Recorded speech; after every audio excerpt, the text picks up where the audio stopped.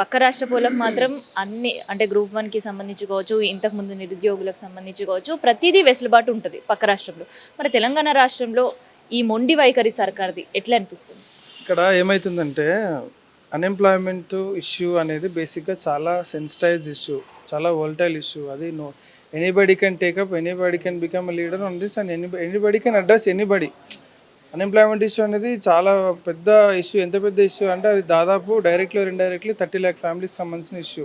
30,00,000 అంటే దాదాపు 1 CR ఓట్లు. ఒక 1,00,00,000 మంది ఓట్లు అంటే which probably will change the direction of the elections. తద్వారా ఏమైందంటే చాలా హోప్ అనేది చాలా ప్రివైల్ అయిపోయింది ఈ గవర్నమెంట్‌తోన. ఈ గవర్నమెంట్ మీద చాలా హోప్ అనేది ప్రివైల్ అవ్వడం వలన ఎట్లైనా సరే ఈ గవర్నమెంట్ జాబ్స్ ఈ ఈ ఈ గవర్నమెంట్‌లోనే ఈ ఇయర్‌లోనే కొడదామనే ఆలోచన చాలామంది ఉంటారు. అయితే ఈ రిజల్ట్ రావడం గ్రూప్ 1 1:2 అనేది నేను చాలా సింపుల్గా చెప్పేస్తాను. ఎందుకంటే ఒకసారి పాస్ అయిన వాళ్ళు 2 సార్లు ఆల్మోస్ట్ మంచి మార్కులు వచ్చిన వాళ్ళు ఏమైందంటే మూడోసార్లు రాలేదు. ఎందుకు రాలేదంటే due to the new competition.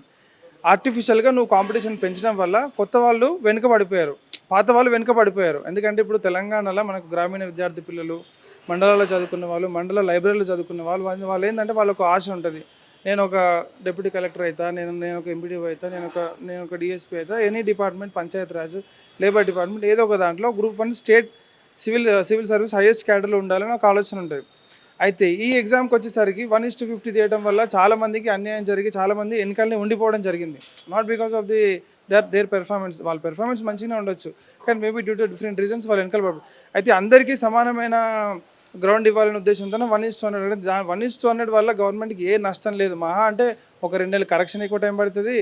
చాలామందిని ఒకవేళ డిగ్రీ లెక్చరర్లో లేదంటే ప్రొఫెసర్లో వాళ్ళ రిక్రూట్మెంట్ చాలా టైం పడుతుంది అంతే తప్ప దీనికి సంబంధించి అయితే 1:100 మీద గవర్నమెంట్ ఇంత మొండి వైఖరి ఉన్న కారణం ఏంటంటే నేను అనుకుంటే ఏంటంటే నెక్స్ట్ అయితే ఎలక్షన్స్ ఏం లేవు, అసెంబ్లీ అయిపోయింది, పార్లమెంట్ అయిపోయింది, ఇంకా మనల్ని అడిగే వాళ్ళు ఉండరు, చేసే వాళ్ళు ఉండరు, కడిగే వాళ్ళు ఉండరు, మాట్లాడే వాళ్ళు ఉండరు అనే ఉద్దేశంతోన చాలామంది విద్యార్థులు అడుగుతున్నప్పటికీ ఇది ఎంతో న్యాయబద్ధమైన డిమాండ్ అయినప్పటికీ government is constantly ignoring this demand and which will dent many of the people's students hopes అనేది నా ఉద్దేశం 1:100 మీద. ఈ తెలంగాణ స్వరాష్ట్రంలో వచ్చిన తర్వాత కూడా నిజంగా ఇంత వేదన గురి కావడం అనేది చాలా బాధాకరమైన విషయం. ఎందుకంటే పిల్లలు అట్లనే బాధపడుతూ అరే నాకు వస్తుంది అనుకోవడం, ఈ జీవో 29 తీసుకురావడం వల్ల చాలామంది తెలంగాణ లోకల్ పీపులే ఇబ్బంది పడడం, దానికి కూడా గవర్నమెంట్ రిప్రజెంటేషన్లు ఇవ్వడం. నిన్న మొన్న ఒక సలహాదారు ఒక ఆయన ఉంటాడు, ఆయన పేరు చెప్పడం కూడా నాకు ఇష్టం లేదు. ఆయన ఏమన్నాడంటే మీరు ఎంతమంది ఉన్నారు, 10 మంది ఉన్నారు కదా అంటే మరి ఒక ఎమ్మెల్యే రిప్రజెంటేషన్ 2 లక్షల ఓటర్లను రిప్రజెంట్ చేస్తాడు. సీఎం ఒక్కడే ఉంటాడు 4 కోట్ల మందికి రిప్రజెంటేషన్. మరి మేము 10 మంది ఉంటే మా వెనకాల ఎంతమంది ఉన్నారో నువ్వు అర్థం చేసుకోవాలి కదా. ఇంత చిన్న లాజిక్ మిస్ అయ్యి మాట్లాడితే ఎట్లా అది.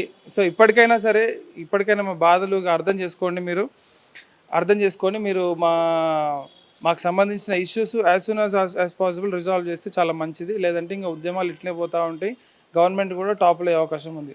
అది సో మరి ఫర్దర్ భవిష్యత్ కార్యాచరణ ఏంటండి మీది? భవిష్యత్ కార్యాచరణ మేము ప్లాన్ చేసుకుంటామండి. ఎందుకంటే చాలామంది మాకు ఫోన్లు చేస్తున్నారు, మెసేజ్ చేస్తున్నారు, చాలా బాధపడుతున్నారు. Literally I'm not exaggerating. చాలామంది సాటిస్ఫాక్షన్ లేదు ఈ గ్రూప్ 1 రిజల్ట్స్ సంబంధించి. చాలామంది పిల్లలు బాధపడుతున్నారు, మెసేజ్ చేస్తున్నారు, ఫోన్లు చేస్తున్నారు. కొంతమంది అయితే సైకలాజికల్గా చాలా డిస్టర్బ్ అయిపోతున్నారు.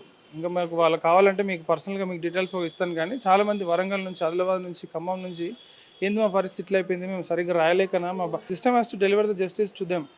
So we believe in system, కానీ సిస్టమ్ దగ్గరికి వచ్చేసరికి ఇంత మ్యానిపులేట్ చేయడం, మిస్గైడ్ చేయడం, ఏకంగా సీఎం గారే మిస్గైడ్ అయిపోవడం వల్ల totally this is going in the wrong way which student go.